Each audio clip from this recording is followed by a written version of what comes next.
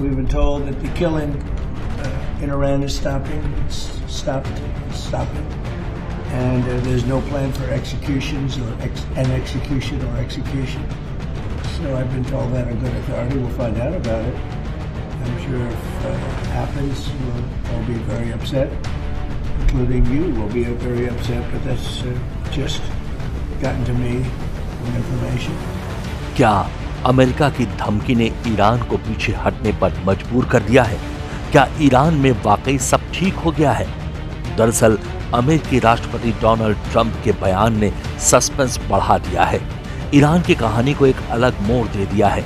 एक कहावत कही जाती है कि वैश्विक लड़ाई में और अंतर्राष्ट्रीय संबंधों में दबाव की भूमिका कहानी के चैप्टर लाइन को इंटरेस्टिंग बना देती है, और वही हाल इस वक्त अमेरिका के दबाव से ईरान के ऊपर फिट बैठ गया है।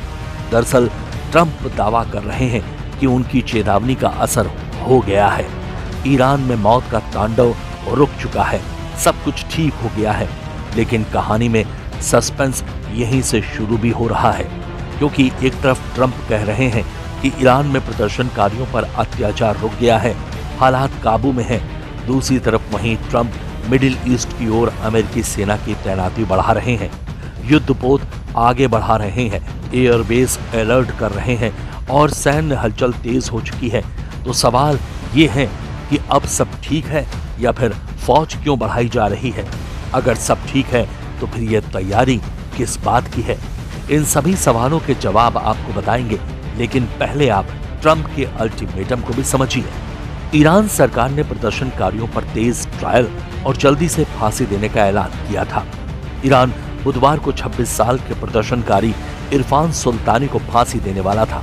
इस फैसले के बाद ट्रंप ने ईरान को कड़ा जवाब देने की धमकी दी थी।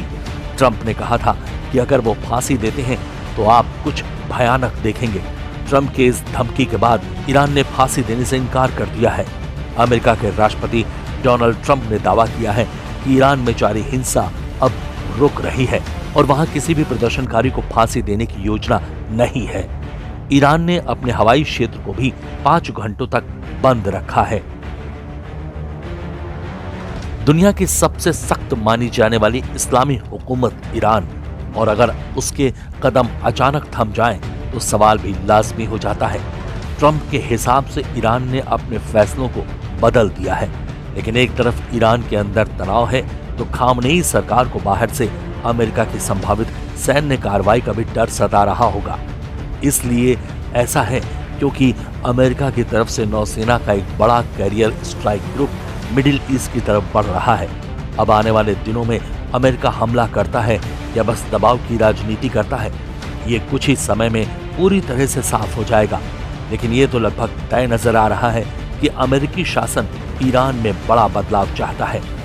अमेरिकी नौसेना का एक बड़ा carrier strike group south China sea से निकलकर मिडिल ईस्ट की ओर बढ़ रहा है। अमेरिकी नौसेना का USS Abraham Lincoln career strike group के साथ साउथ चाइना सी से मिडिल ईस्ट की ओर रवाना हो गया है, जिससे क्षेत्रीय और वैश्विक सुरक्षा हालात संवेदनशील हो गए हैं। यूएसएस अब्राहम लिंकन अमेरिकी नौसेना का एक न्यूक्लियर पावर्ड एयरक्राफ्ट कैरियर है। ये दुनिया के सबसे बड़े और सबसे ताकतवर वॉरशिप में से एक माना जाता है। ये फैसला ईरानी एयर स्पेस के बंद होने के ठीक 1 घंटे बाद लिया गया है। इसे मिडिल ईस्ट पहुंचने में करीब 1 हफ्ता लग सकता है। कैरियर स्ट्राइक ग्रुप को इतनी दूर से लाने का मतलब है कि अमेरिका सिर्फ एक छोटे हमले की तैयारी नहीं कर रहा है। ऐसा माना जा रहा है कि पूरे कैरियर ग्रुप को इंडो पैसिफिक से हटाकर लाने का मतलब है कि अमेरिका लंबे समय तक मौजूदगी और जरूरत पड़ने पर लगातार ऑपरेशन की तैयारी कर रहा है। फिलहाल ईरान को लेकर सस्पेंस बरकरार है, लेकिन इस बीच भारत के विदेश मंत्री एस जयशंकर ने बुधवार को ईरान के विदेश मंत्री आराघची से फोन पर ईरान से जुड़े हालातों पर जानकारी ली, जिसके बाद भारत सरकार ने ईरान में रह रहे भारतीयों के लिए एडवाइजरी भी जारी कर दी है। भारत के अलावा स्पेन, इटली और पोलैंड के सरकारों ने भी अपने अपने नागरिकों को ईरान छोड़ने की सलाह दी है। भारत सरकार ने बुधवार को अपने नागरिकों के लिए एडवाइजरी जारी की थी। इसमें कहा गया है कि जो भी भारतीय नागरिक, चाहे वो छात्र हो, तीर्थयात्री हो, व्यापारी हो या पर्यटक, इस समय ईरान में हैं, उन्हें जल्द से जल्द वहां से निकल जाना चाहिए। ईरान में अभी 10,000 से ज्यादा भारतीय हैं। इस एडवाइजरी में कहा गया है कि ये सलाह 5 जनवरी की पिछली एडवाइजरी के आगे की कड़ी है और ईरान की बदलती परिस्थितियों को देखते हुए दी गई है। सरकार ने यह भी दोहराया है कि सभी भारतीय नागरिकों को सावधानी बरतनी चाहिए। उन्हें विरोध प्रदर्शन या भीड़-भाड़ वाली जगहों से दूर रहना चाहिए।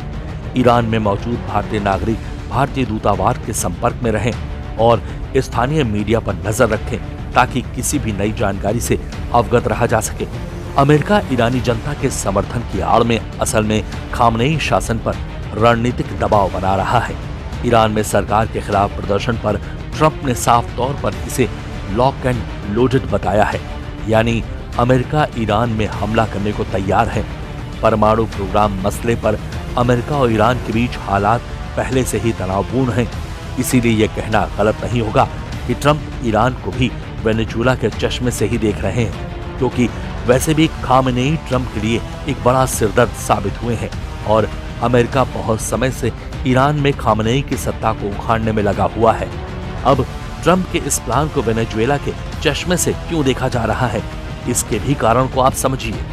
दरअसल ट्रंप अमेरिका के सत्ता में आने के बाद से अपने एक्शन से लगातार फ्लॉप साबित हुए हैं। ट्रंप दुनिया के व्यापार पर अपना कब्जा चाहते हैं। ट्रंप ने इस प्लान को पूरा करने के लिए टैरिफ वॉर छेड़ा, आर्थिक प्रतिबंध लगाया, लेकिन ट्रंप को इस फैसले से फायदे के बदले घाटे का सामना करना पड़ा। अब 2026 में अमेरिका में मिड टर्म चुनाव होने वाला है, जिसके लिए ट्रंप को अपने कार्यकाल की उपलब्धि सदन में पेश करनी होगी और अगर नहीं पेश किया तो ट्रंप से जवाब मांगा जाएगा और सत्ता से बेदखल भी किया जा सकता है। इसीलिए ट्रंप अब सफलता पाने के लिए दूसरा तरीका अपना रहे हैं, जिसमें पहला निशाना वेनेजुएला है और माना जा रहा है कि ट्रंप का अगला टारगेट ग्रीनलैंड, क्यूबा और ईरान हो सकता है। ट्रंप अपने फैसलों का असर वैश्विक लेवल पर दिखाना चाहते हैं, इसीलिए वो कभी टैरिफ की धमकी देते हैं तो कभी पावर पॉलिटिक्स का गेम खेलते हैं। लेकिन ट्रंप के पावर पॉलिटिक्स को भारत लगातार किनारा करता रहा है। अब अगर ईरान में चल रहे प्रदर्शन अगर सत्ता की तख्ता पलट पर पहुंचता है तो इसका असर भारत पर कितना होगा, इसको भी आपको हम समझाते हैं। दरअसल भारत और ईरान पहुंच और संतुलन के आधार पर गहरे ऐतिहासिक संबंधों के साथ रणनीतिक क्षेत्रीय भागीदारी रहे हैं। पाकिस्तान ने जब अफगानिस्तान और मध्य एशिया तक जाने के लिए भारत के जमीनी रास्तों को रोका था, तब ईरान लंबे समय से नई दिल्ली का एकमात्र व्यवहारिक पश्चिमी गलियारा रहा है। ईरान में बैठे शिया नेतृत्व ने भारत की सावधानी पूर्वक तय की गई पश्चिम एशिया नीति में एक स्थिर स्तंभ के रूप में काम किया है। ऐसे में ये माना जा रहा है कि कमजोर और ढहता हुआ ईरानी शासन का प्रभाव भारत पर भी पड़ सकता है। भारत की रणनीति के मूल में ईरान का चाबहार बंदरगाह है, जिसे नई दिल्ली को ईरानी तट तक सीधी पहुंच प्रदान करने के लिए डिजाइन किया गया है, जो पाकिस्तान को बाईपास करते हुए भारत को भूमि और रेल नेटवर्क के माध्यम से मध्य एशिया से जोड़ता है। भारत ईरान का 8वां सबसे बड़ा व्यापारिक भागीदार है। पिछले वर्ष में द्विपक्षीय व्यापार लगभग $1.3 1.7 बिलियन का था। भारत ने चाबहार और संबंधित परियोजनाओं में $1 बिलियन से अधिक का निवेश भी किया है।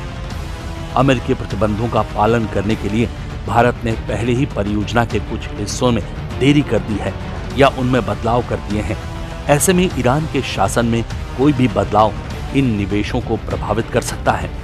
बांग्लादेश में हुए सत्ता परिवर्तन, पाकिस्तान से आती आतंकी चुनौतियां, चीन के क्षेत्रीय विस्तार की नापाक कोशिशें और डोनाल्ड ट्रंप के शासन में हर पल बदलती अमेरिकी नीतियां भारत के लिए चुनौतियां खड़ा कर रही हैं। लेकिन भारत इन सभी चुनौतियों को सलीके से पार करने का रास्ता भी बनाता जा रहा है। अमेरिका चाहता है कि वो सुपर पावर की रेस में सबसे आगे रहे, लेकिन एक कहावत है कि जब किसी देश की नीतियों में चालाकी की भावना आने लगे तो उसके परिणाम भी बेअसर होने लगते हैं, और इस वक्त ये कहावत ट्रंप के लिए बिल्कुल फिट बैठ रही है। फिलहाल ईरान के लिए अमेरिका का अगला एक्शन क्या होगा, ये देखना बेहद दिलचस्प होगा।